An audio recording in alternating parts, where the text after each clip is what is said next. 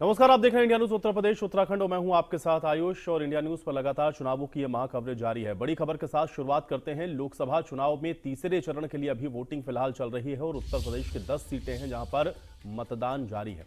अब 1 बजे तक के आंकड़े हैं। 42.97% मतदान हुआ है। हाथरस में 1 बजे तक 37.73% मतदान हुआ है।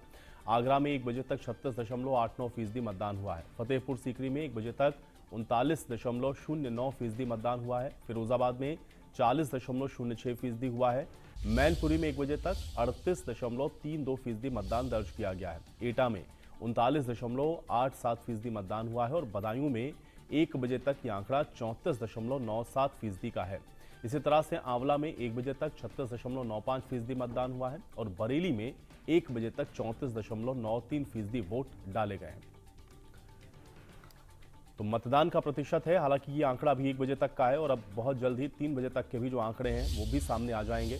तो ये 1 बजे तक का वोटिंग परसेंटेज है। हालांकि आप पिछले 2 चरणों से अगर आप इसका कंपेयर करेंगे तो ये थोड़ा सा बढ़ा हुआ जरूर दिख रहा है, लेकिन अभी भी इसके और बढ़ने की उम्मीद है, क्योंकि 3 बजे तक का ये आंकड़ा थोड़ा और बढ़ेगा और मतदान चूंकि 6 बजे तक होना है, इसलिए आंकड़ा अब देखना है कि ये कहां तक जाएगा। हालांकि 1 बजे तक ये जो 10 लोकसभा सीटें हैं उनके वोटिंग परसेंटेज आपको बता रहे हैं कि कितना हुआ है। 1 बजे तक बदायूं में 34.97% मतदान हुआ है।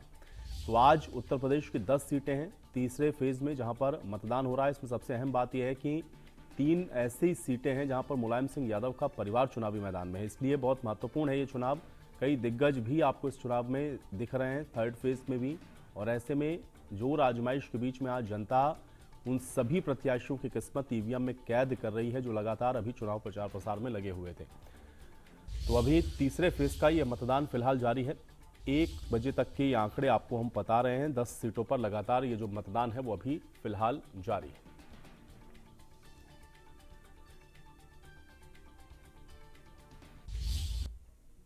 तो मतदान लगातार जारी है। फिरोजाबाद से खास रिपोर्ट आपको दिखाते हैं।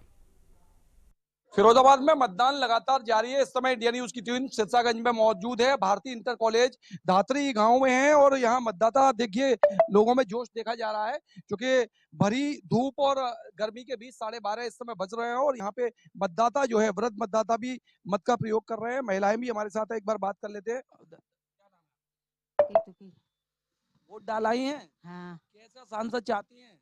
कैसा हम तो सभी चाहता है, बता। सबको सांसद बनाना चाहती हैं? हाँ, कहीं शांति तो बने ही, कोई ना कोई तो बने ही। अच्छा, प्रधानमंत्री किसको देखना चाहती हैं? अब प्रधानमंत्री तो जो है सो है। अच्छा, आप नाम बताइए, क्या नाम? यो आउ जना मेरा आओ हैं? आउ जना कहूँ आउ ते आउ में सिविल चूड़ी में नाम क्या है? नाम क्या है? मेरा मुकुट सिंह। सिंह जी, हाँ। वोट डाला है? हाँ, किन किन मुद्दों को लेके वोट किया? आज वोट करने आए, क्या मन में रहा? अरे जे कहते कमल को वो करियाल। हाँ कमल को वोट देके हाँ आए हैं? हाँ, कौन सी जगह है ये? जे खेड़ा। कहा जाता है समाजवादी पार्टी का गढ़ है। अरे मैं क्या कर तो मैं बहुत कर ले अब क्या वो आउती नहीं हो। अच्छा, तो देखिए, ये मतदाता लगातार जो है आ रहे हैं और मत का प्रयोग कर रहे हैं। विकलांग, देखिए विकलांग मतदाता हैं और उसके बावजूद भी मत का प्रयोग, और इंडिया न्यूज पर दिखा रहे हैं कि विकलांग के इसके बावजूद भी जो है अपने मत का प्रयोग कर रहे हैं। तो लोग निश्चित रूप से जागरूक हैं। एक बड़ी चुनौती थी 2 फेज के मतदान में, कम मतदान प्रतिशत हुआ, इसको लेकर एक बड़ी चुनौती थी कि मतदान का प्रतिशत बढ़ाया जाए। यहाँ फिरोजाबाद में अगर बात कर रहे हैं तो लगभग 30% मतदान हो चुका है और लगातार जो मतदाता आ रहे हैं। हालांकि धूप की वजह से मतदान केंद्रों पर इसका असर भी देखा जा रहा है। सिरसागंज में इंडिया न्यूज की टीम मौजूद है और यहाँ पे ये जो मतदान केंद्र में आपको तस्वीरों में दिखा रहा हूँ, यहाँ पे सुबह से खासी भीड़ देखने को मिल रही थी।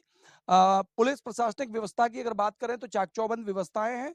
लगातार जो पुलिस के कर्मी हैं यहाँ गेट से लेके और अंदर तक लगे हुए हैं। लोगों की चेकिंग करके अंदर जाने दिया जा रहा है और फोन बिल्कुल भी अलाउ नहीं है। साफ तौर पे मना कर दिया गया है कि मतदान केंद्र के अंदर बिल्कुल भी फोन नहीं लेने दिया जाएगा। लगातार हम लोग जायजा ले रहे हैं। वीडियो जर्नलिस्ट नितिक के साथ सौरभ उपाध्याय, इंडिया न्यूज फिरोजाबाद। तो चलिए, इस तरह की ग्राउंड रिपोर्ट लगातार इंडिया न्यूज आप तक पहुंचाता रहेगा। क्योंकि मतदान अभी भी चल रहा है, इंडिया न्यूज लगातार आपसे अपील कर रहा है कि अगर आपके पोलिंग स्टेशन पर आपके आज लोकसभा क्षेत्र में मतदान हो रहा है तो मतदान जरूर करें, अपने वोट का इस्तेमाल जरूर करें। और अब चर्चा करते हैं, कुछ खास मेहमान मेरे साथ जुड़ गए हैं, एक एक करके पहले उनका परिचय आपके साथ करवाते हैं। हमारे साथ मनीष अग्रवाल जी जुड़े हुए हैं, राजनीतिक विश्लेषक हैं। मनीष जी, स्वागत है आपका इस चर्चा में। इसके अलावा के विश्वदेव राव हमारे साथ जुड़े हुए हैं, वरिष्ठ पत्रकार हैं। के विश्वदेव राव जी, आपका भी स्वागत है। जिया मंजरी जी हमारे साथ मौजूद हैं, राजनीतिक विश्लेषक हैं। जिया मंजरी जी, आपका भी स्वागत है। और अरविंद जयतिलक जी हमारे साथ जुड़े हुए हैं, वरिष्ठ पत्रकार हैं। अरविंद जयतिलक जी, आपका भी स्वागत है। अरविंद जी, आपसे शुरुआत कर रहा हूं मैं, चूंकि 2 चरण हम लोगों ने देख लिया, आज थर्ड फेज की भी वोटिंग हो रही है। 1 बजे तक का वोटिंग परसेंटेज लगातार हम लोग आपको बता रहे हैं, लेकिन अमूमन होता यह है कि पहला फेज, दूसरा फेज और तीसरा फेज आते आते जो तस्वीर है वो धीरे धीरे स्पष्ट होने लगती है। समझ में आने लगता है कि दरअसल बयार किस ओर बह रही है। अभी आप क्या समझ पा रहे हैं, आपका आकलन क्या कह रहा है? आयुष जी, देखिए, अभी तो कुछ भविष्यवाणी करना बड़ा मुश्किल है, क्योंकि जिस तरह से चुनाव का रंग बदलता जा रहा है, हर फेज में जिस तरह से जो उम्मीदवार हैं या दलों के जो शीर्ष नेता हैं, जिस तरह से पैंतरेबाजी कर रहे हैं और जिस तरह चुनावी मुद्दे को जो है दूसरे शक्ल के रूप में अख्तियार करते या बदलते हुए देखे जा रहे हैं, उससे साफ जाहिर होता है कि कहीं ना कहीं कांटे का मुकाबला है। कोई भी राजनीतिक दल आश्वस्त नहीं है कि हमारी ही जीत होगी। और अच्छी बात है कि कोई भी किसी का भी आश्वस्त होना भी उचित नहीं होता है, क्योंकि कहते हैं ना कि समंदर के कानून जहाजें नहीं तय करते हैं, जनता ही सर्वोपरि होती है। जनता के मन में क्या चल रहा है, सत्ताधारी पार्टी के 10 साल के जो कालखंड है उसे वो कितना सेटिस्फाई है, या विपक्ष की क्या भूमिका रही है सत्ताधारी दल के खिलाफ, उसको लेकर के उसका अपना अलग एक मूल्यांकन है। तो निसंदेह जो है ये तीसरे चरण में सबसे बड़ी चुनौती तो जो है वोट प्रतिशत का बढ़ाना है। जिस तरह से चिलचिला, लेकिन अरविंद जयतिलक जी, जनता के जहन में क्या चल रहा है ये तो बड़ा महत्वपूर्ण होता है, लेकिन क्या जो विपक्ष है, जो ऑपोजिशन है, जिसको ये तय करना है कि वो जनता तक वो संदेश दे पा रहा है कि नहीं दे पा रहा है कि भाई जो वायदे किए गए या फिर जो सरकार ने कहा वो आपके लिए किया या नहीं किया, क्या वो लड़ाई आपको दिख रही है कहीं ग्राउंड के ऊपर? क्या आप उसको असेस कर पाए कि वो कम से कम विपक्ष इस स्थिति में है? देखिए, किसी भी सत्ता के खिलाफ विपक्ष जब प्रतिरोध का प्रस्तावना बहुत बड़ा खींचता है तो निसंदेह जो है जनता के बीच एक संदेश जाता है। लेकिन मुझे नहीं लगता है कि जो मौजूदा विपक्ष है, विशेष रूप से जो उत्तर प्रदेश के संदर्भ में बात करें, कांग्रेस और जो समाजवादी पार्टी, जिस तरह से पहले तो आपस में सीटों को लेकर के जिस तरह उन लोगों के बीच एक खींच चला कि किसको कितनी सीटें मिले, तो कुल मिलाकर जनता में यही गया कि ये जो लोग जो है गंभीरता से चुनाव लड़ते हुए साफ नहीं दिख रहे हैं। दूसरी चीज, जो जिस तरह से मुद्दे को लेकर के ये लोग बार बार जो है टिके रहना इन लोगों का मुश्किल है, चाहे बेरोजगारी का मसला हो या आपका जो है महंगाई का मसला, उसके बजाय जो राम मंदिर का मसला कभी उठाते हुए देखे जा रहे हैं, कभी मोदी जी पर व्यक्तिगत तौर पर टिप्पणी करते हुए दिख रहे हैं, कभी कुछ ऐसी बातें कर रहे हैं। इससे साफ जाहिर होता है कि इनके पास जो है नहीं, बिल्कुल सही कह रहे हैं अरविंद जी। आपकी बात में समझ गया, स्पष्टता एक तरीके की नहीं दिख रही है और शायद ये वजह है कि जनता को भी वो मैसेज कन्वे नहीं कर पा रहे हैं जो शायद विपक्ष के तौर पर वो कर सकते थे। जिया मंजरी जी, 2 फेज हो गए, आज तीसरे फेज का हम लोग देख रहे हैं कि मतदान अभी चल रहा है 6 बजे तक। हालांकि हम लोग लगातार कह रहे हैं लोग निकले भाई वोट करें। एक तो वोटिंग परसेंटेज थोड़ा सा गिरा हुआ दिख रहा है, क्योंकि तुलना जब हम लोग 19 से कर रहे हैं तो थोड़ा कम ये नजर आ रहा है। ये वोटिंग परसेंटेज क्या कह रहा है? और दूसरा ये है कि 19 से 24 में क्या बदलता हुआ आप देख रहे हैं? देखिए, मुझे ऐसा लगता है कि जिस प्रकार से कुछ दल जो जातिगत दल बने हुए थे उनसे जनता थोड़ी खफा है और उनसे हतोत्साहित है, और इसके कारण से बहुत ज्यादा उत्साह के साथ उनके पक्ष में वोटिंग नहीं हो रही है।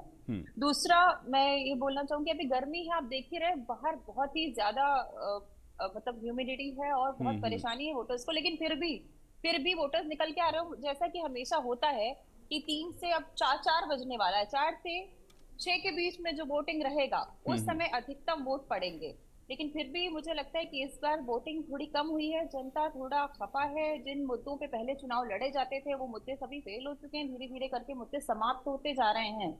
देखिए, राम मंदिर मुद्दा हो गया, काशी हो गया, इस प्रकार के मुद्दे जो हैं अब डेवलपमेंट की बात हो रही है, और जब डेवलपमेंट की बात होती है तो कंपैरिजन होता है। कंपैरिजन होता है पिछली सरकारों का, कंपैरिजन होता है अब की सरकारों का। अभी जो डेवलपमेंट हुए पिछले 10 से 15 साल में, उससे पहले जो डेवलपमेंट हुए, तो जब कंपैरिजन होता है तो मुझे दिख रहा है कि कुछ युवा, जिनसे भी मैंने भी बात करी, और युवाओं का कहना है कि हम अपने देश को इंटरनेशनल पोडियम पे कैसा दिखता है वैसा देखना चाहते हैं। तो युवा अब नेशनल इश्यूज से ऊपर जाकर के इंटरनेशनल इश्यूज के बारे में भी विचार कर रहा है। तो जो युवा वोटर है वो अभी अपने देश की छवि, अपने राष्ट्र की छवि को विचार में रखते हुए वोट कर रहा है। जी बिल्कुल। बहुत इंपॉर्टेंट बात आपने कही है, इसी को थोड़ा सा और आगे बढ़ाते हैं। के विश्वदेव राव जी, मैं आपके पास भी आ जाता हूं। ये आप कैसे देख रहे हैं आप इस बार के 2024 के लोकसभा चुनाव को? एक तो वोटिंग परसेंटेज पर एक रिएक्शन में आपका चाह रहा हूं, क्योंकि हम लोग लगातार देख रहे हैं 2 चरणों में भी वोटिंग उस तरह से हुई नहीं जिस तरह से अपेक्षा की जा रही थी, और आज भी थर्ड फेज में आंकड़ा कमोबेश उतना ही है, बहुत ज्यादा कुछ बढ़ता हुआ दिख नहीं रहा है। और फिर सवाल मेरा आपसे भी यही है कि 19 के बाद ये 24 में ये लोकसभा का चुनाव क्या बदलता हुआ आपने देखा है? आयुष भाई, सबसे पहले तो ये देखना पड़ेगा कि वोटिंग परसेंटेज क्यों कम हो रहा है। ये वोटिंग परसेंटेज दर्शाता क्या? देखिए, एंटी इनकम्बेंसी की बात जब लोग करते हैं या प्रो इनकम्बेंसी की बात करते हैं, तो दोनों तरफ वोटिंग परसेंटेज दिखाई देना चाहिए, या तो बढ़ेगा या घटेगा। एक स्टैग्नेटेड, पिछली बार से अगर देखें तो इन्हीं सब सीटों पे अमूमन 64 से 70% तक वोट पड़ा था। अभी 3 बजे तक के जो आंकड़े आएंगे उसमें देखना पड़ेगा कि परसेंटाइल क्या हो रहा है। एक बात और इसमें जोड़नी है, जैसे जिया ने कहा भी, अरविंद जी ने भी कहा कि गर्मी बहुत बड़ा कारण है कि वो लोग निकल के नहीं आ रहे हैं, या तो लोग सुबह आ जाते हैं या दोपहर में वोटिंग परसेंटेज नहीं होता है, तो शाम का वोटिंग परसेंटेज जो क्लोजिंग वाला है वो देखना पड़ेगा। एक चीज इसमें मैं इलेक्शन कमीशन के लिए जो जोड़ना चाहूंगा महेश भाई, भोपाल में अभी इलेक्शन कमीशन ने ही एक लकी ड्रॉ योजना निकाली है हर बूथ पे। वहां क्या हो रहा है, वहां एक जो जीत रहा है पर्ची में उसको एक डायमंड रिंग, एक वॉशिंग मशीन, इस तरह के प्रलोभन दिए जा रहे हैं कि आप आइए, एक उत्सव की तरह इसको मनाइए। मुझे लग रहा है कि आने वाले समय में इलेक्शन कमीशन को इसी तरह का और प्रभावशाली कार्य और करना पड़ेगा। उसने किया भी है, लेकिन और इस तरह के प्रलोभन देने पड़ेंगे वोटरों को, क्योंकि देखा क्या है पिछले 2 फेज में हमने कि छुट्टी का बहाना है, वीकेंड हॉलिडे, फ्राइडे को चुनाव है, तो छुट्टी पे निकल गए भाई, परिवार छुट्टी पे निकल गया, वोट डालना है नहीं डालना। इसमें एक चीज देखिए, यहाँ पर नहीं, ये वोटर्स में उदासीनता होना आपको लगता है कि एक लोकतंत्र के लिए कम से कम एक सही संदेश है? भाई ठीक है, मैं ये मान सकता हूं कि हो सकता है कि बहुत इस तरह का कोई अग्रेसिव मुद्दा नहीं है, लेकिन फिर भी कम से कम ये तो आपको पता होना चाहिए ना कि ये आपका अधिकार है। कम से कम आप जिसको भी बेहतर समझ रहे हैं आप उसके लिए वोट करने के लिए घरों से बाहर आए। और गर्मी वाला फैक्टर जो कह रहे हैं, मुझे लगता है क्योंकि चुनाव तो अमूमन लोकसभा की इन्हीं महीनों में होते हैं, तो ये गर्मी वाला फैक्टर तो हमेशा होता है, ऐसा तो नहीं है कि सर्दियों में चुनाव हो रहे हो। जी नहीं, आज जो है आपकी बात बिल्कुल सही है कि गर्मी में हर बार होता है। अभी आप बयान भी देख लीजिए नेताओं की, अखिलेश यादव ने तो टिप्पणी तक कर दी कि भाजपा हमेशा गर्मी में चुनाव कराती है, तो इसलिए निकल के आना पड़ेगा। प्रधानमंत्री नरेंद्र मोदी वोट डालने गए तो उन्होंने बोला खूब पानी पीजिए, पानी पी के जो है वोट डालने चाहिए, और ना गर्मी का लू ना लग जाए। इस तरह की बातें भी कही जा रही है नेताओं द्वारा। तो ये सब चीजें देखिए, एक इफेक्ट होता है उदासीनता की। जहां तक आप बात करते हैं, तो उदासीनता किससे है? जनता का मूड माहौल जो देख रहे हैं हम लोग सब, उदासीनता या विपक्ष से है, नहीं तो पक्ष से है। लेकिन यहाँ पर तो वोटिंग परसेंटाइल ऐसा हो रहा है कि ना उदासीनता दिख रही है, ना खुशी की लहर दिख रही है। तो ये बड़ा कठिन हो पा रहा है, बहुत मुश्किल हो पा रहा है कि इस पर क्या प्रेडिक्ट किया जाए। ठीक है, चलिए मनीष जी का मैं रुख कर लेता हूं। मनीष जी, आपसे भी मेरा यही सवाल रहेगा, एक तो वोटिंग परसेंटेज आपका अपना अनुमान क्या कहता है, और दूसरा ये है कि 24 का ये चुनाव क्या लग रहा है कि कुछ दिलचस्प है इसके अंदर, या मोनोटोनस आपको नजर आ रहा है, या 19 के मुकाबले आप 24 में क्या बदलता हुआ देख पा रहे हैं? मनीष जी। आयुष जी, मैं 1-2 बात पहले अपनी तरफ से कह के बात शुरू करना चाहूंगा। आप देखिए, मत दो कितना नेगेटिव फ्रेज है जो लोग यूज करते हैं, लेकिन आज के दिन, सबसे बड़े लोकतंत्र के चुनाव के दिन, मत दो कितना पॉजिटिव फ्रेज है। तो मैं इसको पॉजिटिवली लेना चाहूंगा। मत दो भले ही नेगेटिव टर्म है, लेकिन आज वो बहुत पॉजिटिव है। दूसरी चीज, समाजवादी पार्टी और बीएसपी ने इस बार मुझे लगता है यूपी में एक रिकॉर्ड कायम करना चाह रहे हैं सीटें बदलने का। तो क्या ये सीटें बदलना हमें दिखाता नहीं है कि चुनाव किस दिशा में जा रहा है? क्यों हर 2 दिन में सीट बदली जा रही है, 4-4 बार कैंडिडेट बदला जा रहा है? तो क्या उन्हें ये आभास हो रहा है कि चुनाव इस तरफ खिसक रहा है? तीसरी चीज मैं कहना चाहूंगा, आज आपने अगर समाजवादी पार्टी की तरफ से बयान सुना हो, तो कह रहे हैं राम मंदिर का वास्तु गलत, इसके स्ट्रक्चर में कुछ कमी है, इसको चेंज करना पड़ेगा। तो इस तरीके के बयान ठीक पोलिंग के दिन क्यों आ रहे हैं? क्योंकि उन लोगों को सुबह से जो लोग मतदान का प्रयोग कर रहे हैं, उनके फीलर से लग रहा है कि चुनाव अब किसी और दिशा में जा रहा है। वो लोग चुनाव को कंट्रोल नहीं कर पा रहे हैं, मैनेज नहीं कर पा रहे हैं। चौथी चीज, जब हम वोटिंग परसेंटेज पे आते हैं, मैं आपकी बात मान रहा हूँ, वोटिंग परसेंटेज थोड़ी कम चल रही है, थोड़ी अच्छी होनी चाहिए, लेकिन मैं एक और डेटा की तरफ आपका ध्यान आकर्षित करना चाहता हूँ। क्या 2019 से 2024 के बीच में मतदाता बढ़े हैं? जरूर बढ़े हैं। मतदाता जो रजिस्टर्ड है वो भी बढ़े हैं, तो वो अपने मतदान का प्रयोग कर रहे हैं। तो मुझे ऐसा लगता है कि मोर और लेस जो 19 के वोटर थे वो तो हमें अभी भी दिख रहे हैं, लेकिन जो थोड़ी बहुत परसेंटेज की कमी है, वो जो नए वोटर्स ऐड हुए हैं या नई गिनती में जो आए हैं उनकी कमी दिख रही है। और उसका कारण मैं ये एनालाइज करता हूँ कि एक मजबूत विपक्ष नहीं खड़ा है, तो लोगों को ये दिख रहा है वोट जाते वक्त कि इनको ही जीतना है, इनको ही आना है, कोई कंपटीशन में नहीं है। तो वोटिंग परसेंटेज जो है वो पिछली बार की तरह मोर और लेस है, लेकिन जो नए लोग जुड़े हैं, जैसे राव साहब कह रहे थे, कोई एंटी इनकम्बेंसी जैसी सूचना हम लोग को नहीं दिख रही है कि कोई मास वोटर निकल रहा हो। अगर गर्मी हम एक फैक्टर माने तो आप जब देखो बंगाल की वोटिंग परसेंटेज अगर आप उठा के देखोगे 75-80%, मुझे लगता है बंगाल में सबसे ज्यादा गर्मी होती है। तो वोटर जहाँ का जागरूक है वहां का जागरूक है। इधर की बेल्ट्स पे क्या है, लोग थोड़ा सा काम करने के लिए बाहर निकल जाते हैं, लेकिन पिछली बार 19 और 24 में जो वोटर एडिशन हुआ है वो टर्नआउट हमें नहीं दिख रहा है। लेकिन जो परंपरागत वोटर आता था सारी पार्टियों का, वो आ रहा है। और विपक्ष के लिए यही चिंता का विषय है, क्योंकि भाजपा का जो पिछली बार का बहुमत है उसमें अगर 1-2% का भी इजाफा होता है तो वो पूरी 272 सीट 50% वोट से ज्यादा जीतेंगे। पिछली बार वो 224 सीटें ऐसी थी जो 50% वोट से ज्यादा जीते थे। और जिस दिन भाजपा ये मैजिक फिगर 50% के वोट से ज्यादा अचीव कर लेगी, तो इंडिया में जो कास्ट बेस्ड पॉलिटिक्स है उसको बड़ा धक्का लगेगा, क्योंकि जब एक पार्टी 50% से ऊपर के वोट पे आ जाएगी तो फिर ये कास्ट बेस्ड पॉलिटिक्स जो है ये मटेरियलाइज नहीं हो पाती, ये मार्जिनलाइज होती जाती है, उनका अस्तित्व कम होता जाता है। तो हमें इन चीजों को देखना होगा कि कैसे। आज आप देखिए सुबह माननीय प्रधानमंत्री जी जब वोट डालने जाते हैं तो क्या इस गर्मी में भी लोग उनसे मिलने के लिए नहीं खड़े हैं? किस तरीके से वो जनता से संवाद करते हैं, जनता से मिलते हैं। तो नेताओं को जनता से संवाद बढ़ाना पड़ेगा, आकर्षण बढ़ाना पड़ेगा। अगर एक दिन पहले, जिस दिन लास्ट डेट है नॉमिनेशन की, उस दिन भी कैंडिडेट चेंज होगा तो मतदाता और जो कार्यकर्ता है सबसे ज्यादा पार्टी का, उसको यही नहीं पता। अब तो मुझे लगता है कि बीएसपी और समाजवादी पार्टी का कार्यकर्ता जो है आखिरी दिन नहीं, तो मनीष जी आप ये कह रहे हैं कि विपक्ष का जो वोटर निकलना चाहिए था वो थोड़ा सा कहीं नहीं आया है बाहर, इस वजह से ये कम दिख रहा है हमको। आयुष जी, मैं ये कहना चाह रहा हूँ कि विपक्ष को जो वोटर अपने फेवर में निकालना चाहिए था वो नहीं निकाल पा रहा, और उसकी हताशा जो है ना इस तरीके के बयानों में दिख रही है कि अब राम मंदिर जैसे स्ट्रक्चर का वास्तु गलत है, इसको हम चेंज करेंगे, हम आएंगे। तो ये चीजें जो निकल के आ रही है ना, मुस्लिम आरक्षण का जो मुद्दा उठाया जा रहा है कि उसको नॉर्मल आरक्षण में ऐड करा जाएगा, ये मुद्दे एक फेज 2 फेज के बाद, जब चुनाव शुरू हुआ था तो महंगाई पे शुरू हुआ था, तब ये कोई मुद्दे नहीं थे, तब आरक्षण पे शुरू हुआ था, तब संविधान पे शुरू हुआ था। आप देखिए राहुल गांधी जी ने आह्वान करा था कि उनका हर आदमी एक संविधान की कॉपी लेके चले। आज क्या वो चीज दिख रही है चुनाव में?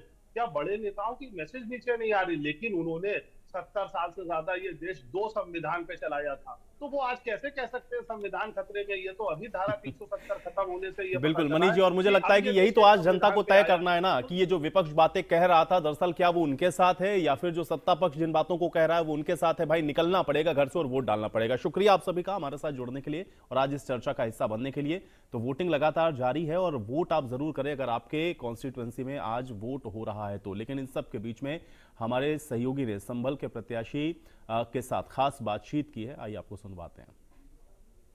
समाजवादी पार्टी के विधायक और प्रत्याशी संभल लोकसभा से जियाउर रहमान वर्क मेरे साथ हैं, बात करेंगे। जिया भाई कैसे चल रहा है? देखिए अल्लाह का करम है। मैं सबसे पहले सब लोगों का, अपने सभी सम्मानित मतदाताओं का अपनी लोकसभा क्षेत्र के शुक्रिया अदा करता हूं कि बड़े जज्बात के साथ में वोट डाल रहे हैं। जबकि हमारे संभल के अंदर काफ़ी दबाव डाला गया था, लोकसभा से और भी कई जगह से शिकायतें आई कि पुलिस प्रशासन दबाव में अपना बीजेपी के उनको मदद कराने का काम कर रहा है। लेकिन इस बात की खुशी है जितना दबाव इन्होंने बनाया है उतने ज़्यादा लोगों ने और हौसले और जज्बात के साथ में वोट देने का काम किया है। और ये इलेक्शन बीजेपी के खिलाफ है। ये इलेक्शन सिर्फ Ziaur Rahman work Samajwadi party India गठबंधन का नहीं है, बीजेपी की उस फिरका परस्त ताकत के खिलाफ है जिसने कि इन 10 साल के अंदर जो ज्यादती अत्याचार किए हैं, जो जुल्म किए हैं, लोगों की भावनाओं को ठेस पहुंचाया है, बुलडोजर चला के घरों और कारोबार को तहस नहस किया है, उन लोग उनके खिलाफ है और नौजवानों और किसानों को ठगा है।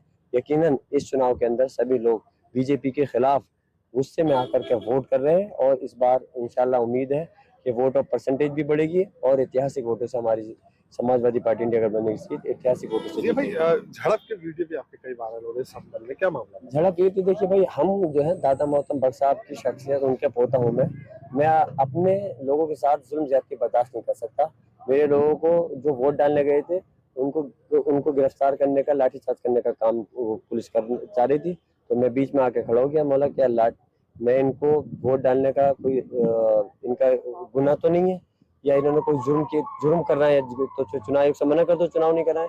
बोला मैं ना इनको पिटने दूंगा, ना मैं इनको जो है गिरफ्तार होने दूंगा। किससे मुकाबला मानते हैं और जीत को लेकर कितने? सीधे बीजेपी से मुकाबला, और लोग समझें और किसे वो नहीं है, बीजेपी से मुकाबला है और बीजेपी से इंशाल्लाह ताला इस बार हम ऐतिहासिक वोटों से चुनाव को जीतेंगे। तो ये थे समाजवादी पार्टी के प्रत्याशी जियाउर रहमान वर्क, जो यहाँ आए हैं, लगातार पोलिंग स्टेशनों पर जा रहे हैं और लगातार वोटरों से भी मिल रहे हैं और अपनी जीत को लेकर भी पूरी तरह से दावा कर रहे हैं। कैमरा पर्सन शाहरुख अंसारी के साथ शाहनवाज नियाज, इंडिया न्यूज मुरादाबाद। तो यूपी सरकार में परिवहन मंत्री दयाशंकर सिंह ने कहा कि पीएम मोदी के नेतृत्व में 400 सीटें पार होंगी और राहुल पिछली बार भाग गए थे, लेकिन इस बार रायबरेली भी अब जाएंगे। मायावती डरी हुई हैं, मैनपुरी पिछली बार हारे थे और अब की बार भी ये हारेंगे।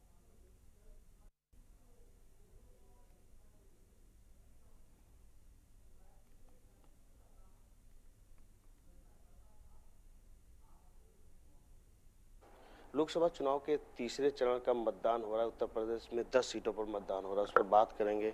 हमारे साथ मंत्री दयाशंकर सिंह जी हैं।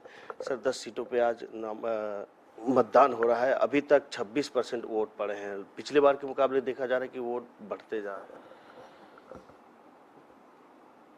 देखिए, वोट प्रतिशत भी बढ़ेगा और पिछले 2 चुनावों में भारतीय जनता पार्टी को सभी प्रत्याशी जीत रहे हैं।